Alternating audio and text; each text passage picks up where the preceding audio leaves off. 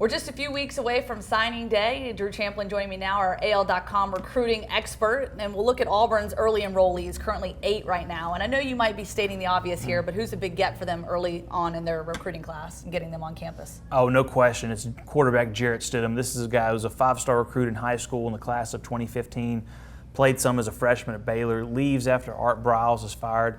Set out last season, did not play college football. He took classes at a junior college, and he was recruited heavily by Gus Malzahn and former offensive coordinator Rhett Lashley, and signed before Lashley leaves for Connecticut. So that was big, getting him in there before that news came out. And he's the most talented quarterback on the roster. Now you've got Sean White, who's a very tough guy, has the teammates' respect, knows what to do in this type of offense. But Stidham, talent is just another level. So can he take over that job and earn the starting spot during the spring, and can he lead Auburn's offense to new heights? That's going to be a big question. Yeah, absolutely. Auburn always battling it out at quarterback here, at least in the last few years. Now, Drew, flying under the radar of those 8 guys, who would you say is kind of the least talked about and somebody that, you know, hasn't gotten a lot of praise at this point but could make an early impact for the Auburn Tigers? Yeah, I'll look at 2 guys. The first guy is Malcolm Askew, and he is a guy who was talked about a lot early in his career. He's one of those first, you identify him in this class as being a key guy.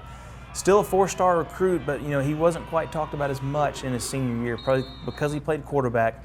He's got a chance to fill in for that Rudy Ford departed role in the secondary, playing as the nickel or the money position or whatever they call it at Auburn. And he's got a chance to play right away in that. And then you look at Malik Willis, the quarterback, who nobody had even really heard of him at Auburn as far as fans go until he decommits from Virginia Tech on December 29th and then commits to Auburn the next day. So he's already on campus, gives Auburn another option to compete for maybe the backup role, athletic dual threat guy who led his team to a state championship runner-up in Georgia. All right, thank you so much, Drew. And of course, for all his recruiting updates, you can find those on AL.com.